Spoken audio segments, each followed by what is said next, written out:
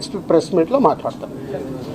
నాకు ముందు కావాల్సింది ఏంటంటే మనందరికీ కావాల్సింది ఏంటి, సీఎం గవర్నమెంట్దా లేక అల్లు అర్జున్దా కాదు, ఈయనకి ఏం సపోర్ట్ చేస్తున్నాం, ఈయన ఫ్యామిలీని ఎలా కాపాడుతున్నాం అనేది మన అందరి రెస్పాన్సిబిలిటీ.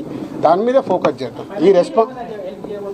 ఎస్, ఫైనాన్షియల్గా అన్ని రకాలుగా భాస్కర్కి నిలబడబోతున్నాం. అది నేను లీడ్ చేస్తున్నాను. నేనే పక్క నుండి నేను అన్నీ చేయిస్తాను. అది చెప్పడానికే సీఎం గారు చెప్పమన్నారు. ఈరోజు ద్వారా కూడా ఆయనకు జరగాల్సింది డెఫినెట్గా జరుగుతుంది.